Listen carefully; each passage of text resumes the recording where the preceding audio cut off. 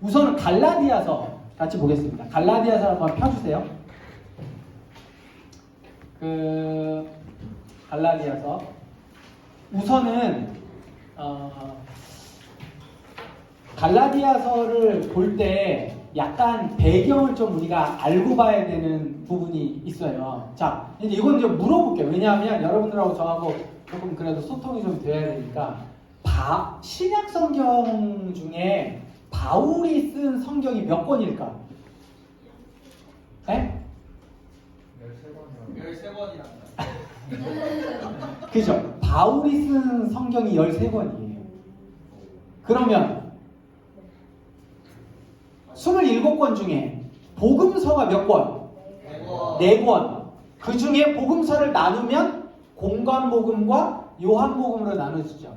그 다음에 이제 4권 쓴 다음에 그 다음 성경이 뭐예요? 사도행전. 이건 역사서로 봅니다. 역사서.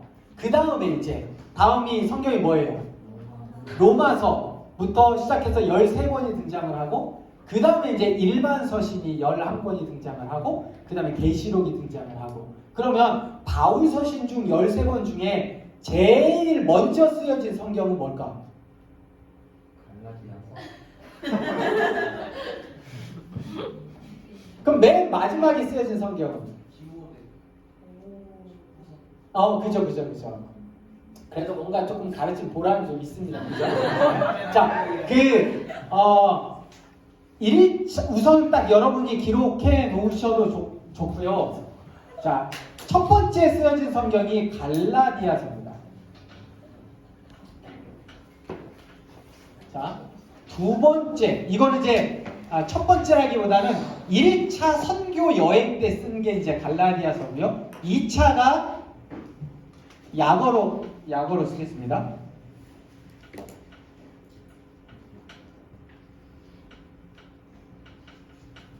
그 다음에 3차가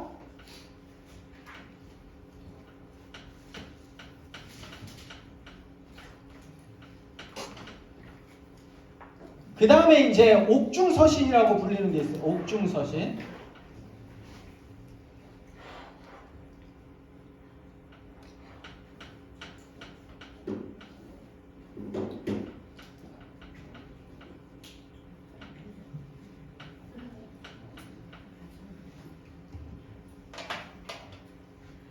그 다음에 이제 목회서신이라고 부르는 게 있어요.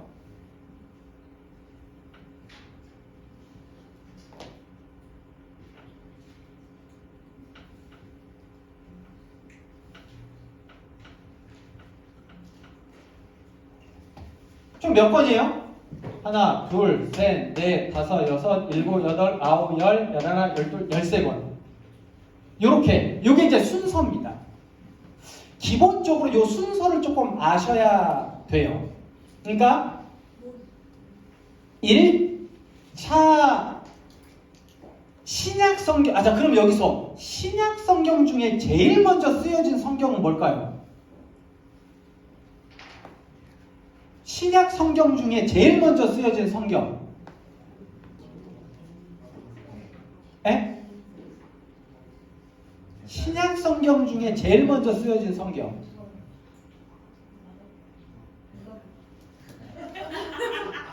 뭐라고요? 누가복음? 마가복음 아니면 누가복음. 마가복음 아니면 누가복음. 오케이. 데살로니가? 자, 거의 마테마가 누가는 대략 정확하지는 않지만 목회서신 즈음에 들어갈 수 있습니다. 우리는 복음서가 앞에 나와 있으니까 마태나 마가나 누가가 먼저 쓰여졌을 거다라고 생각하지만요. 신약 성경 중에 제일 먼저 쓰여진 건 갈라디아서예요. 그러니까 바울이 먼저 썼어요. 성경을. 그리고 공관복음이 뒤에 쓰여지고 요한복음이 그 뒤에 쓰여지고 그 뒤에가 요한서신, 그 뒤에가 요한계시록 이렇게 갑니다. 자, 그런데 여기서 한 가지 갈라디아서가 먼저 쓰여졌는지 데살로니가 전서가 먼저 쓰여졌는지 학자들마다 약간씩 분분해요. 그래서 여러분들 우리가 잘 알고 있는 것처럼 그 신약 성경 중에 제일 먼저 쓰여진 성경이 뭐야라고 이야기하거나 그 바울 서신 중에 제일 먼저 쓰여진 성경이 뭐야라고 물어보면 약간 뉘앙스적인 부분으로 갈라디아서? 요렇게 가야 됩니다. 그러니까 갈라디아서 이렇게 확신에 차면 아니야, 데살로니가 갈라디아서는 3차 전도 여행 중에 쓰여졌어 라고 생각하는 사람들이 의외로 많아요. 그래서 갈라디아서인지 데살로니가 전서인지는 제가 책을 보니까 갈라디아서라고 주장하는 사람들은 예전엔 비슷비슷했는데 요즘은 학자들이 갈라디아서라고 뭐 얘기하는 게 대체적인 학자들의 의견이야 이렇게 되고요. 데살로니가 전서라고 이야기하는 사람들도 예전에는 갈라디아서와 데살로니가 남갈라디아서와 북갈라디아서가 있었지만 요즘은 대체적으로 북갈라디아서에 동조하는 사람들이 좀 많아지는 분위기가 이렇게 나뉘어져요. 그러니까 굉장히 팽팽합니다. 그래서 여러분이 신약성경 중에 맨 먼저 쓰여진 성경, 바울서신 중에 맨 먼저 쓰여진 성경이 뭐야? 라고 물어보면 갈라디아서? 약간 이제 좀 꼬리를 올려줘야 정확하지는 않지만 뭐 이런 거야 라고 이제 이야기를 하는 거예요. 자, 같이 따라 해볼까요? 자, 신약성경 중에 제일 먼저 쓰여진 성경이 뭐예요? 갈라디아서. 좋습니다. 아주 훌륭합니다. 이렇게 돼야 됩니다. 그래서 갈라디아서가 신약성경 중에서도 맨 먼저 쓰여졌고 바울서신 중에서도 맨 먼저 쓰여졌다. 1차 선교 여행이 사도행전 13장에 등장을 합니다. 그러니까 사도행전 13장 이후에 1차 선교 여행을 갔다 온 다음에 쓴 성경이 뭐라고요? 아니지. 그건 확실하지. 1차 선교 여행 다음에 쓰여진 성경은 맞아요? 아니죠. 왜냐하면 1차 선교여행을 갔다 온 다음에 쓴지 3차 선교여행을 갔다 온 다음에 쓴지가 약간 헷갈린단 말이죠. 그러니까 확신이 없으면 제가 이렇게 얘기하고 좀 한단 말이죠. 그러니까 갈라디아서? 이렇게 생각하는 겁니다. 갈라디아서 2차 선교여행을 마치고 온 다음에 쓰여지는 게 데살로니가 전서 후서. 근데 요건 2차 선교여행 중에 썼어요. 요거는 3차 선교여행 중에 썼어요. 이것도 로마서, 고린도전서, 고린도후서. 그래서 갈라디아서만 우리가 맨 먼저 쓰여졌다라고 확신을 한다고 하면 갈라디아서는 선교여행 마치고 난 다음에 데살로니가 전서, 후서, 로마서, 고린도 전후서는 2차, 3차 여행 중에 쓰여진 거고 그 다음에 이제 옥중서신이라고 하는 건 한 번쯤은 들어봤어요. 그죠? 옥에 갇혀서 쓴 서신. 사도행전 27장, 28장에 가다 보면 사도 바울이 로마에 죄인으로 갑니다. 그래서 옥에 갇히죠.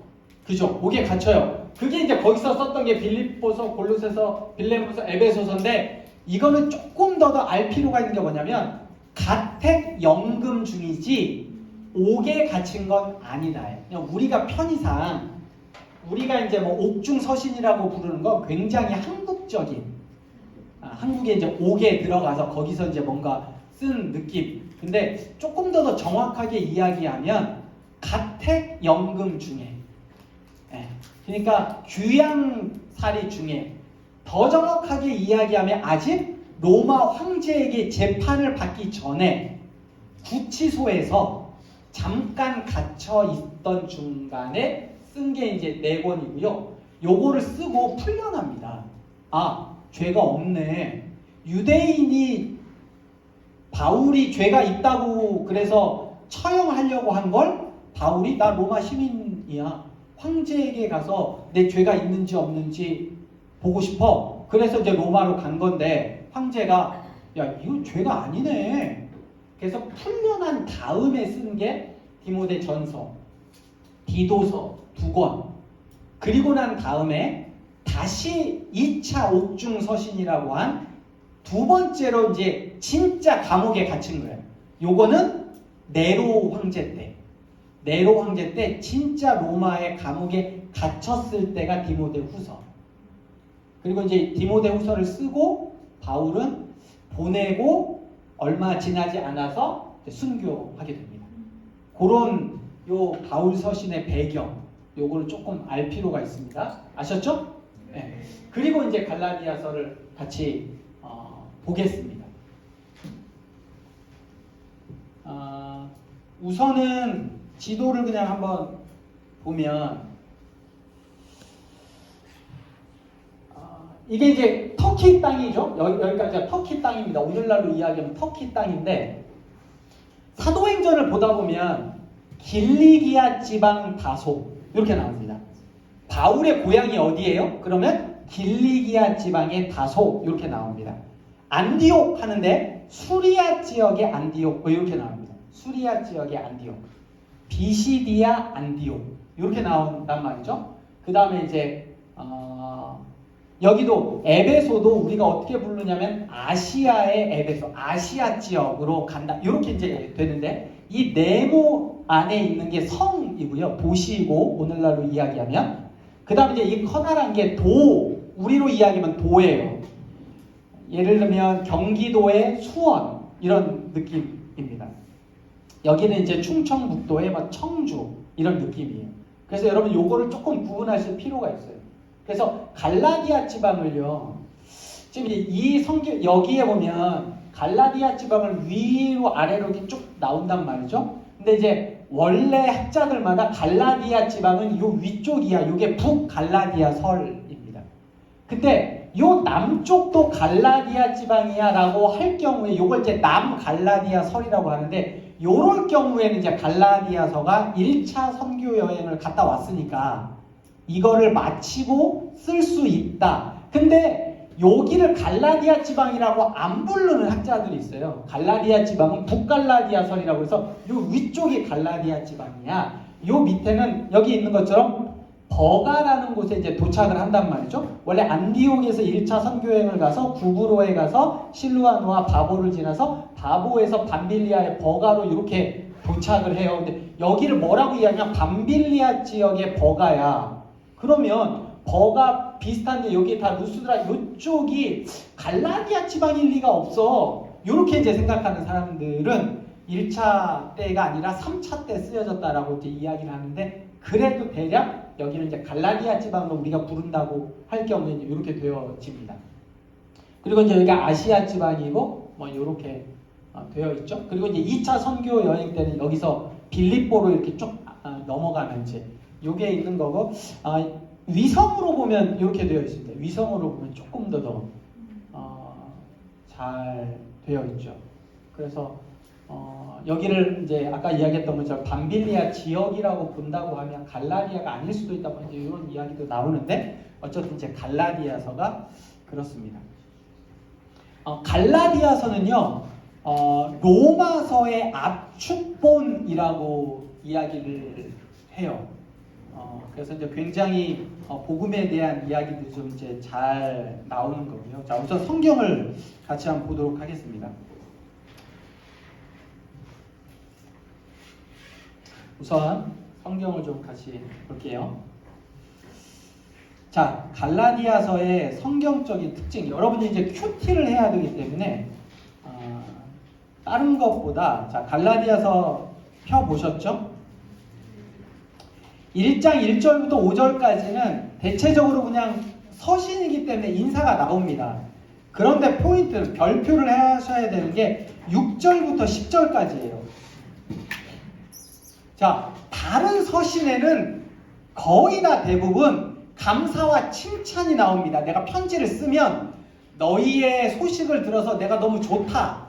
그리고 너희의 복음의 전파나 뭐 이런 믿음, 소망 이런 거에 대해서 감사하거나 칭찬하거든요. 근데 갈라디아서는 다짜고짜 징계입니다. 요게 다짜고짜. 그래서 요 6절부터 10절이 갈라디아서의 사도 바울이 실질적으로 내가 무슨 말을 너희에게 할지를 정확하게 보여줘요. 자, 여러분 표시해야 되는 게 6절, 7절, 8절, 9절에 다른 복음에다가 동그라미를 치든지 별표를 치든지 하셔야 돼요. 그러니까 갈라디아서를 썼을 때 사도 바울은 사실은 뉘앙스로 보면 화가 많이 나 있는 거죠. 인사한 다음에 다짜고짜 그리스도의 은혜로 너희를 부르신 이를 이같이 속히 떠나 다른 복음을 따르는 것을 내가 이상하게 여기더라. 나 지금 굉장히 좀 이상한데, 야 뭐냐 이거? 뭐야? 니네 왜 이렇게 된 거예요? 내가 1차 때 너희에게 전했던 복음인데 나중에 들리는 얘기가 도대체 뭐야? 내가 니네한테 이런 복음 절대 가르친 적이 없는데 뭐 어떻게 된 거야? 이런 느낌으로 바로 단도직입적으로 들어가는 부분이 이제 6절부터 10절이라는 생각들 여러분 하셔야 되고요. 그 다음에 1장하고 2장 이제 11절부터 여러분 보시면 11절부터 2장 21절까지가 개인적인 이야기를 하고 있거든요. 그러니까 개인적인 이야기를 굉장히 길게 해요. 그러니까 다른 성경에는 개인적인 이야기를 이렇게 길게 하는 경우가 없어요. 굉장히 개인적인 이야기를 하는 게 빌립보서가 개인적인 이야기를 해요. 왜냐하면 빌립보 교회와 사도 바울이 진짜 끈끈하거든요. 그러니까 개인적인 얘기를 아주 많이 했던 게 빌립보서인데 갈라디아서는 그보다 훨씬 많아요. 자기 개인적인 일에 대해서 이야기가. 자, 그런데 갈라디아서에서만 나올 수 있는 이제 이야기가 있는데, 자, 요건 우선은 11절부터 24절까지 같이 한번 읽겠습니다. 갈라디아서 1장 11절부터 24절까지. 요게 사도행전, 이제 조금 있다가 사도행전을 통해서 다시 살펴볼 텐데 한 번쯤은 들어봤을 이야기예요. 자, 같이 11절부터 읽습니다. 시작. 형제들아, 내가 너희에게 알게 하노니 내가 전한 복음은 사람의 뜻을 따라 된 것이 아니니라. 이는 내가 사람에게서 받은 것도 아니요 배운 것도 아니요 오직 예수 그리스도의 계시로 말미암은 것이라. 내가 이전에 유대교에 있을 때 행한 일을 너희가 들었거니와 하나님의 교회를 심히 박해하여 멸하고 내가 내 동족들 여러 영갑자보다 유대교를 지나치게 믿어 내 조상의 전통에 대하여 더욱 열심히 있었으나, 자, 거기까지. 이래서 누굴 죽였어요? 에? 이래서 스데반을 죽였어요. 이래서 정말 그 열심히 너무 지나쳐가지고 스데반을 죽였단 말이죠. 자, 그리고 15절부터 그러나 내 어머니의 태로부터 나를 택정하시고 그의 은혜로 나를 부르신 이가 그의 아들을 이방에 전하기 위해 그를 내 속에 나타내시길 기뻐하셨을 때에, 자, 이게 무슨 사건이에요? 다메섹으로 가다가 다메섹에서 하나님을 만나고 아나니아를 통해서 눈이 떠졌을 때 아나니아가 이렇게 얘기합니다. 하나님이 아나니아에게 이렇게 말씀하세요. 너 직가라는 거리에 가면 사울이라는 사람이 눈이 먼 채로 있을 거다. 가서 안수하여 눈을 뜨게 하라. 이러니까 아나니아가, 아니 하나님, 아니 이 사람이 우리 기독교인을 잡아 죽이려고 예루살렘에서 다메섹까지 온다는 얘기를 들었는데, 아니 이 사람이 예루살렘에서 그랬던 것처럼 다메섹에 와서 우리 모든 기독교인들 다 죽이려고 해서 우리가 지금 다 꽁꽁 숨어 있는데 이 사울에게 가서 안수하라고요? 라고 하나님께 반문하니까 하나님이 뭐라고 말씀하시면 내가 사울을 이방인을 향한 복음의 그릇으로 삼았다. 이렇게 이제 얘기를 한단 말이에요. 요게 요 내용이에요. 그래서 다메섹에서 하나님을 이제 만나고 부름받은 그 내용을 이야기를 합니다. 자, 16절 뒷부분 시작. 내가 곧, 자, 기뻐하셨을 때에 내가 곧 혈육과 의논하지 아니하고 나보다 먼저 사도된 자를 만나려고 예루살렘으로 가지 아니하고 아라비아로 갔다가 다시 다메섹으로 돌아간도라. 자, 잘 보세요. 다메섹에서 예수님을 만났어요. 눈이 떠졌죠. 그리고 난 다음에 어떻게 했대요? 먼저 사도된 자들을 만나려고 예루살렘으로 가지 않고 아라비아로 갔대요. 그죠? 이제 광야인데 아라비아로 갔다가 다시 다메섹으로 돌아간도라. 다메섹에 있었다가 아라비아로 갔다가 다시 다메섹으로 왔다고 이야기하잖아요. 그죠? 자, 그리고 18절부터 읽습니다. 시작. 방문하려고 예루살렘에 올라가서 그와 함께 15일을 머무는 동안 주의 형제 야고보 외에 다른 사도들을 보지 못하였노라. 자, 다메섹 아라비아에 갔다가 다시 다메섹으로 돌아와서 3년 후에 예루살렘에 가서 거기서 15일 동안 머물렀다라고 자기가 이야기합니다. 그죠? 자, 그리고 20절부터 시작. 보라, 내가 너희에게 쓰는 것은 하나님 앞에서 거짓말이 아니로다. 그 후에 내가 수리아와 길리기아 지방에 이르렀으나 그리스도 안에 있는 유대의 교회들이 나를 얼굴로는 알지 못하고 다만 우리를 박해하던 자가 전에 멸하려던 그 믿음을 지금 전한다 함을 듣고 나로 말미암아 하나님께 영광을 돌리니라. 오케이? 자, 수리아에 있다가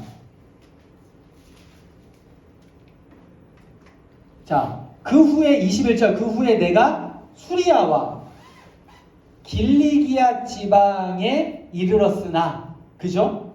요게 이제 간단하게 자기가 자기 자신을 설명해 준 거란 말이죠. 사도행전을 빨리 펴보세요. 사도행전.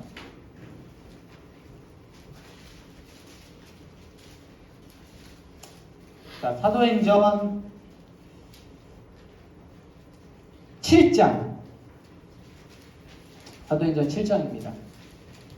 여러분 이게 정신을 똑바로 딱 차려야 돼요. 이게 사도행전하고 갈라디아 지방, 갈라디아서에서만 나오는 이제 포인트이기도 하고 중요한데, 자 7장 54절부터 스데반이 순교했죠. 그 내용이 갑니다. 그리고 난 다음에 8장에 보면 8장 3절 사울이 교회를 잔멸하여 할세 남녀를 끌어다가 옥에 넘겼어요. 그죠? 그런 다음에 9장 사울이 주의 제자들에게 대하여 여전히 위협과 살기가 등등하여 대제사장에 가서 공문을 가지고 다메섹으로 갑니다. 4절 다메섹으로 가던 길에 하나님을 만나죠. 예수님을 만납니다. 사울아 사울아 내가 어찌하여 나를 박해하느냐. 그리고 7절에 소리만 듣고 아무도 보지 못하고 말을 못하고 서 있는데 8절 사울이 눈에 아무것도 보지 못해서 사람의 손에 이끌려 다메섹으로 들어갑니다. 그리고 10절에 아나니아라는 제자가 주의 환상 중에 불러서 이렇게 제가 아까 이야기했던 이야기를 합니다. 그러자 15절에 9장 15절에 가라 이 사람은 내 이름을 이방과 임금들과 이스라엘 자손들에게 전하기 위하여 택한 나의 그릇이라. 이렇게 해서 안수하고 눈이 떠져서 18절 즉시 사울의 눈에서 비늘 같은 것이 벗겨져 다시 보게 된지라 일어나 세례를 받고 음식을 먹음에 강건하여지니라 라고 이야기합니다. 이게 다메섹에서 있었던 내용이에요. 자 19절 사울이 다메섹에 있는 제자들과 함께 며칠 있을새 즉시로 각 회당에서 예수가 하나님의 아들이심을 전파하니 듣는 사람이 다 놀라 말하되 이 사람이 예루살렘에서 이 이름을 부르는 사람을 멸하던 자가 아니냐. 여기 온 것도 그들을 결박하여 대제사장에게 끌어가고자 함이 아니냐 하더라.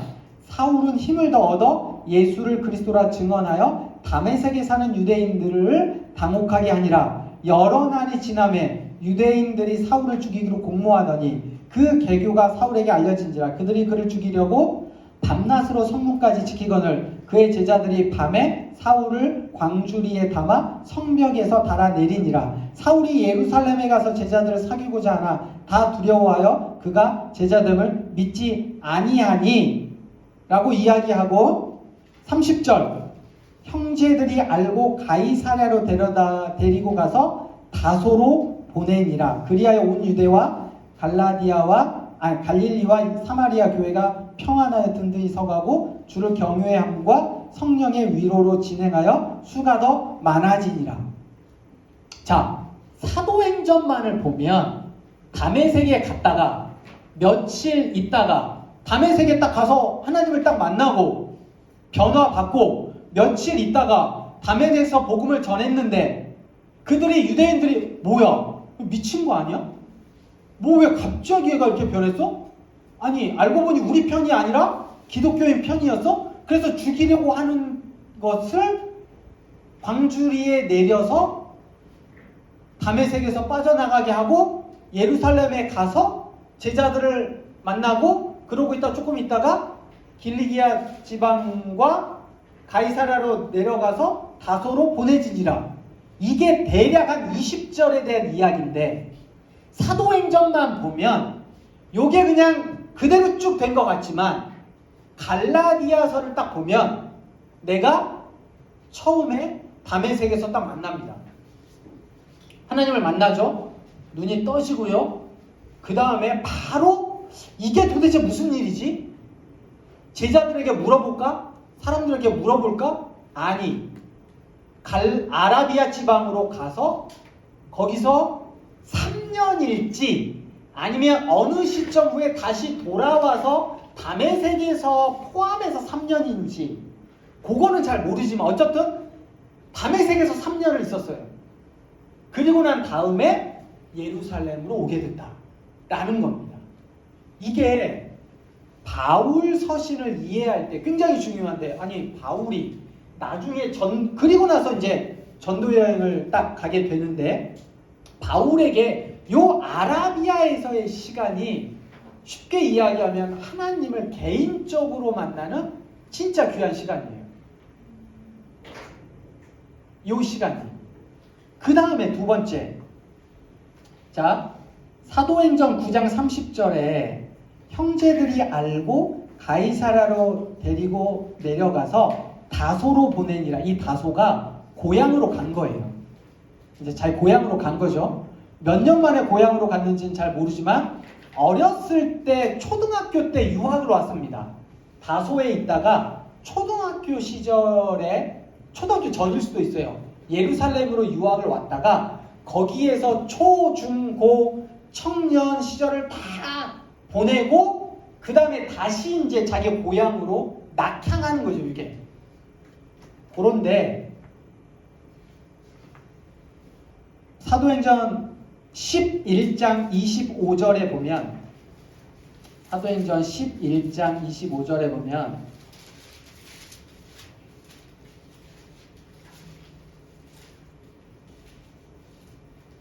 같이 한번 읽어볼까요? 시작. 네, 바나바가 사울을 찾으러 다소로 갑니다. 만남에 안디옥에 데리고 와서 둘이 교회에 1년간 모여. 자, 요쯤에 무슨 일이 있었냐? 자, 저를 보세요.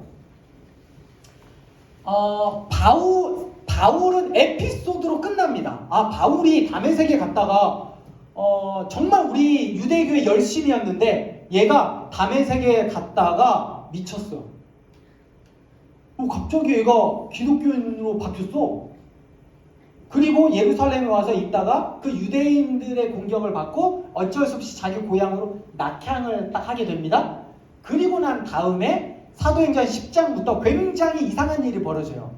이방인들이 복음을 받기 시작해요. 성령을 받아. 고넬료가 그런 일이 생겨. 예루살렘에서도 그런 일이 생겨. 그러더니 야 이게 진짜 이상하다 이러고 있는데 갑자기 어떤 소문이 오는데 안디옥에 기독교인들이 모여 있는데 거기에서 성령이 일하시고 세례를 받고 계속 교인들이 모인다는 소식을 듣는 거예요. 당시 유대교를 믿었던 제자들은 이방인이 성령 세례를 받는다고? 고넬료 한 사람은 굉장히 특수한 상황인데 아니 무리가 받는다는 거예요. 그래서 이상하다 생각해가지고 근데도 뭔가 성령의 역사일 수 있어서 바나바를 파송을 합니다. 바나바가 그래도 영적으로 이제 열려있는 사람이고 유대인 중에 바나바가 오케이 내가 그 특사를 명받고 가겠다. 바나바에게 뭐라고 진짜인지 한번 가서 보고 와라.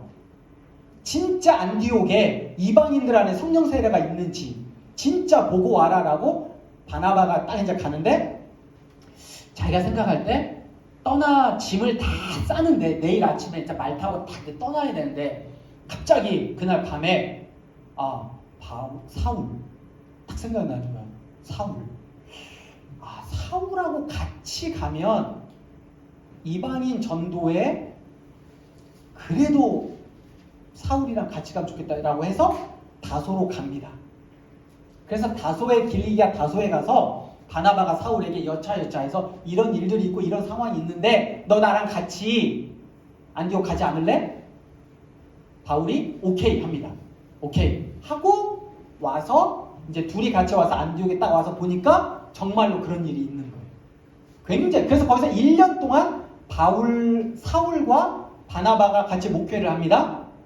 그 1년 동안 있던 즈음에 굉장히 흉년이 들어요.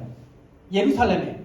여러분 안디옥은 헬라 지방의 굉장히 부유한 도시고요. 예루살렘은 굉장히 시골이에요. 시골. 오늘로 이야기하면 서울과 문경 정도 됩니다. 문경. 네, 굉장히 시골이에요. 근데 예루살렘 교회가 훨씬 신앙으로는 모교회죠. 그러니까 안디옥 교회가 그 얘기를 들어요. 야, 이게 유대의 흉년이 굉장히 많이 들어서 예루살렘 교회가 정말 힘들다더라. 그러니까 안디옥이 그럼 우리 좀 돈을 모읍시다. 그래서 돈을 모아서 그 돈을 가지고 바나바와 바울이 예루살렘에 가서 그 구제헌금을 드리고 와요. 그 스토리가 있거든요. 그거를 갈라디아 2장에 한번 보세요. 갈라디아서 2장 1절 같이 읽습니다. 시작. 14년 후에 내가 바나바와 함께 디도를 데리고 다시 예루살렘으로 올라갔나니. 자, 그러면 바울이 고향 길리기아 다소로 낙향해서 여기서 몇 년을 보냈어요? 여기서 몇 년을 보냈어요?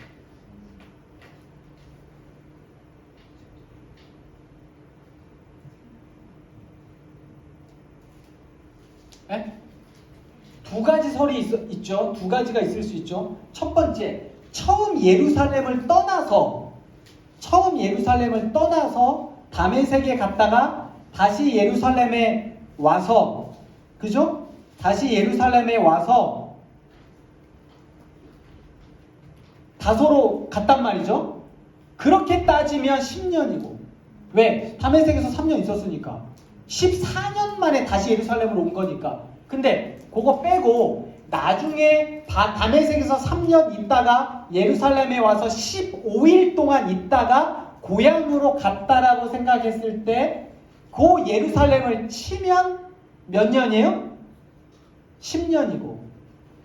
이해가 되세요? 이해가 되십니까?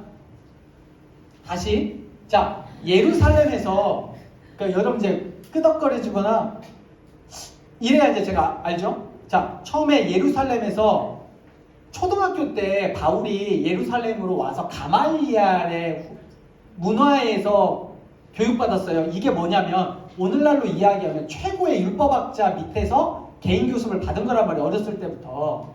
그리고 청년에 이르기까지 예루살렘에서 유대교에 열심이어가지고 스데반을 죽일 때 사람들이 다 옷 벗어가지고 누구 앞에 딱 놨냐면 다 사울 앞에 딱 둔 거예요. 사울이 여기에 딱 앉아있었던 거지. 형님 제가 이 자식 죽여고 이래가지고 이제 할 때 다 옷 벗어가지고 여기다 딱 놨단 말이야. 그러니까 대장이었어 사울이. 그러고 있다가 그 대장이 이제 예루살렘 다 진멸하고 다메섹에까지 가려고 대제사장 공문을 가지고 다메섹으로 갔어. 근데 거기서 예수님을 만나. 그리고 나서 이게 뭐지라고 현타가 딱 왔지만 바로 누군가에게 물어보지 않고 아라비아로 갔단 말이야. 그리고 다시 아라비아에서 3년을 있다가 다메섹으로 왔는지 아라비아에서는 한 달이나 뭐 몇 달 있다가 다메섹으로 왔든지 어쨌든 다메섹에서 3년을 있었단 말이지. 그리고 거기서 복음을 전하니까 다메섹에 있는 유대인들이, 기독교인들은 좋아했겠지만 유대인들이 뭐야 이거 예루살렘 유대교 청년 회장이 와가지고 우리 도와주러 왔더니 얘가 헷가닥 바뀌어가지고 그 3년 후에 이제 죽이려고 하니까 어떻게 해요? 예루살렘으로 다시 와서 15일간 있다가 낙향한 거란 말이지. 길리기아 고향으로. 그러고 있는데 이제 갈라디아서에서는 14년 만에 내가 다시 왔다고 했으니 예루살렘에서 떠난 시점을, 처음 떠난 시점을 기준으로 삼자면 몇 년? 다소에 있었던 시간은 10년. 왜? 다메섹에서 3년 있었으니까. 자기 고향에서 10년 동안 있었단 말이지. 만약에 이걸 갖다가 온 시간으로 계산하면 다메섹에서는 몇 년? 아니 고향에서 몇 년? 13년. 왜? 안디옥에서도 1년 목회를 했으니까. 그렇게 긴 시간 동안, 그러니까 바울의 영성은요, 바울이 13권의 복음서를 쓸 수 있었고 바울이 하나님 앞에 붙잡혔던 시간은 사실 두 가지 아주 귀중한 요 타임이 있어서 그래요. 하나는 아라비아나 다메섹에서의 3년, 또 하나는 고향 길리기아 다소에서의 그 10년 동안에 굉장히 힘들고 어려웠던 시간, 홀로 있었던 시간이 있었기 때문에 안디옥에 와서, 그리고 나중에 이제 13장에 가서 1차, 2차, 3차 전도 여행에 떠날 때 그가 얼마나 힘들고 고난과 어려운 시간이 있었음에도 불구하고 어때요? 모든 것들을 빌립보서 4장 13절 이하에 능력 주시는 자 안에서 내가 모든 일을 감당할 수 있다라고 고백을 할 수 있는 이유. 요게 자전적인 회고에서 사도행전과 같이 맞물려서만이 얻어낼 수 있는 요 두 가지 시간이에요. 오늘 우리는 바울이 그냥 성공한 것 같고 그냥 그 믿음이 잘 성장해서 어떻게든지 정말 능력 있는 하나님의 종으로 쓰임 받은 것 같지만 요 두 타임의 절망이 없었다면 바울은 결코 하나님의 사람으로 성장하지 못했을 거란 말이죠. 그리고 나서 이제 2장에서 21절까지 그 1장과 2장의 긴 이야기를 유일하게 자기 옛 과거의 이야기를 갈라디아서에서 쓰고 있는 거예요. 그러므로 사람들이 야 뭐야 갈라디아서는 왜 이렇게 자기 이야기를 길게 해? 도대체 이게 갈라디아서에 나와 있는 거짓 교사에 대한 이야기와 무슨 차이지? 이렇게 가요. 그러니까 갈라디아서에서 말하고 싶은 것과는 약간 뉘앙스의 차이가 있어요. 근데 비중도 길어요. 근데 그거를 사도 바울이 자기가 갈라디아 교회에 하고 있는 그 마음을 여러분이 큐티하면서 알아가시라는 거예요. 어려울 수 있어요. 처음 들으면. 근데 제가 갈라디아서 할 때 다시 한번 하도록 하겠습니다. 그리고 이제 갈라디아서 2장 20절. 내가 그리스도와 함께 십자가에 못 박혔나니 그런즉 이제 내가 사는 것이 아니라 오직 내 안에 그리스도께서 사신 것이라. 이제 내가 육체 가운데 사는 것은 날 사랑하사 나를 위하여 자기 자신을 버리신 하나님의 아들 믿음 안에서 사는 것이다 라고 이제 고백하죠. 그리고 나서 3장으로 가면 이제 실질적인 이야기를 하는 거예요. 자, 1장 6절에 실질적인 이야기를 했어요. 다른 복음이라고 이야기하면서 야 니네 뭐야 내가 가르쳐준 거 말고 무슨 다른 복음 왜? 딱 이야기를 하고 3장 1절에 어리석도다 이 바보들아 라고 이야기를 하면서 3장과 4장은 거기다 여러분 이제 표시를 한번 하셔야 되는데, 자 3장 6절 옆에 창세기 15장 6절이라고 적어놓으세요. 3장 6절 옆에 창세기 15장 6절, 창세기 15장 6절, 8절 옆에 창세기 12장 3절, 창세기 12장 3절, 10절 옆에 신명기 27장 26절. 내가 뭐라고 그랬어요? 10장? 10절. 신명기 27장 26절이라고 적어 놓으시라고요. 10절 옆에. 네. 11절 옆에, 지금 3장 하고 있는 거예요. 갈라디아서 3장 11절 옆에 하박국 2장 4절. 하박국 2장 4절. 11절 옆에. 자, 다시 갑니다. 6절 옆에 창세기 15장 6절. 8절 옆에 창세기 12장 3절, 10절 옆에 신명기 7장 26절, 11절 옆에 하박국 2장 4절, 12절 옆에 레위기 18장 5절, 13절 옆에 신명기 21장 23절. 요거 아니 빨리 해야 쉬지. 12절 옆에 레위기 18장 5절. 그죠? 13절 옆에 신명기 21장 23절. 16절 옆에 창세기 12장 7절. 창세기 12장 7절. 자, 무슨 얘기하고 있냐면 쉽게 이야기하면 3장과 4장은 율법이냐 약속이냐예요. 믿음을 먼저 이야기하기 전에 자, 율법은 유대인들이 이야기하는 율법은 언제부터 시작됐어요?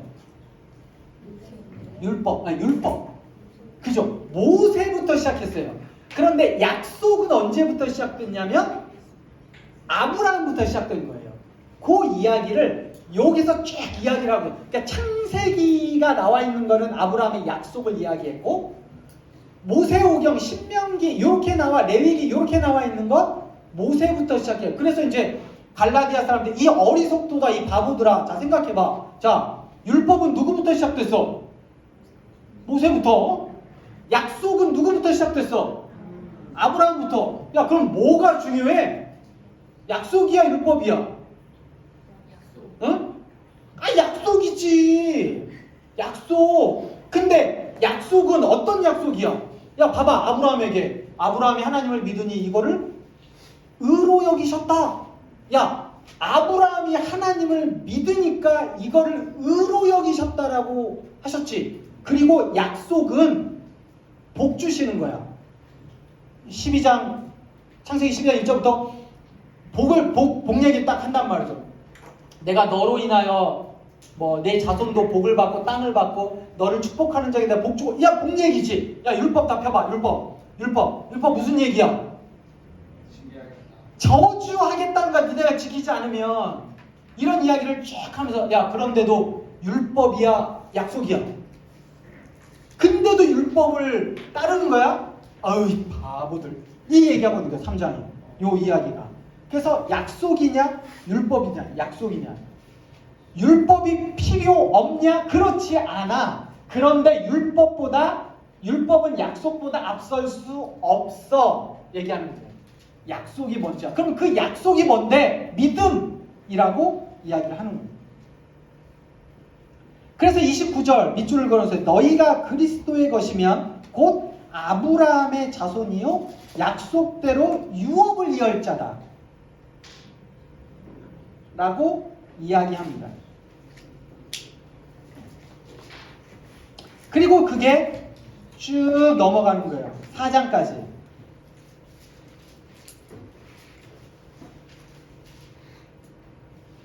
하갈과 사라 동일합니다. 육체를 따라 난 사람과 약속을 따라 난 사람. 그게 이제 23절에 4장 23절. 여종에게서는 육체를 따라 났고 자유 있는 여자에게서는 약속으로 말미암았다 라고 이제 이야기하는 거죠. 그래서 율법과 약속. 자, 우리가 잘 생각하셔야 되는데요. 갈라디아서가 정확하게 이야기를 해주는 거예요. 우리는 율법이냐 믿음이냐라고 이야기하거든요. 근데 여러분 잘 생각해 보세요. 율법이냐 믿음이냐를 이야기하면 야고보서에 가서는 행함이 없는 믿음은 죽은 거다라고 얘기하고 있어요. 자, 율법이라는 건 행하는 거야. 내가 뭔가를 지켜야죠. 뭔가를 지켜서 내가 뭘 얻어요. 구원을 받는 게 율법이에요. 믿음은 뭐야? 내가 뭔가를 행하는 게 아니라 그냥 믿는 거지. 자, 구원받을 때 내가 뭔가 열심히 뭔가를 노력해가지고 구원받은 게 아니라 그냥 나는 믿었어. 근데 요거를 요렇게 율법이냐 믿음이냐로 갈 경우에 굉장히 우리가 어려운 게 뭐냐면 나 그냥 믿었는데. 그리고 모든 사람들이, 교회 다니는 사람도 예수님을 다 믿어요. 근데 문제는 뭐야? 믿음대로 살지를 못해. 그럼 내가 진짜 믿는 거 맞아? 나 이 교회에서 은혜 받고, 수련 때 은혜 받고, 주님 믿습니다, 이렇게 하고 딱 회사를 딱 갔는데, 아유, 굉장히 어려워. 아, 그럼 도대체 내 믿음은 뭐지? 이렇게 나오니까, 그거를 오해하니까 야고보서는 행함이 없는 믿음은 죽은 거다. 그러면 행해야 되는 거야? 아니, 믿어야 되는 거야? 행해야 되는 거야? 여기에 대한 굉장한 혼란이 이렇게 두 개가 옵니다. 근데 갈라디아서가 정확하게 이야기하는 게 율법이냐 믿음이 아니라 율법이냐 약속이냐, 약속.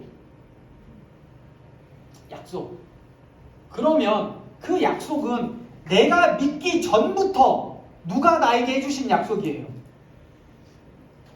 하나님이 해주신 약속이에요. 그러므로 그건 내가 뭔가를 믿는 나의 행위가 아니라 이미 나의 행위 전부터 하나님이 약속되어져 있어요.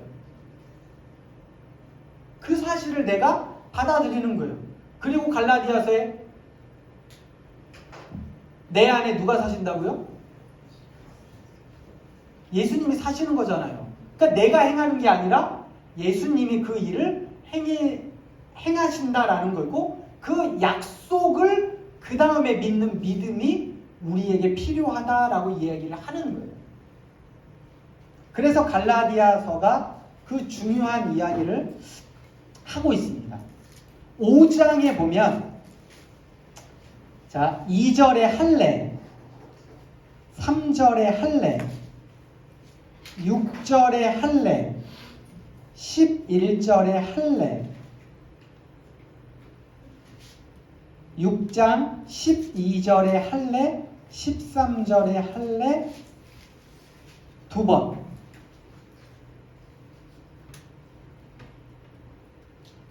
실질적으로 갈라디아서에서의 거짓 교사들은 요한 1서와 다르게 유대파 이단들이, 그러니까 구원을 얻으려면 할례를 받아야 된다라는 이야기를 하고 있어요. 그래서 그 바울 서신 13권 중에 대체적으로 두 부류로 나누거든요.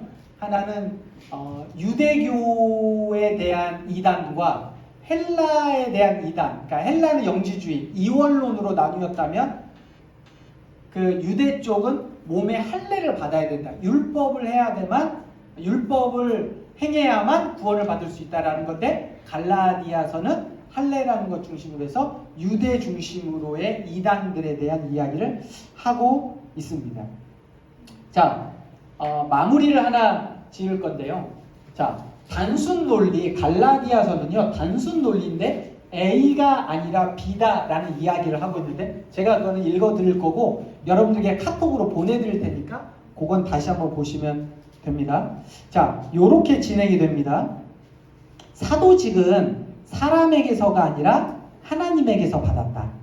사람의 기쁨이 아니라 하나님의 기쁨이다. 복음은 사람에게서 난 것이 아니라 하나님에게서 난 거다. 의롭다 하심은 율법의 행위가 아니라 예수 그리스도를 믿는 믿음이다. 율법에 대해서는 죽고 하나님에 대해서는 살아야 한다.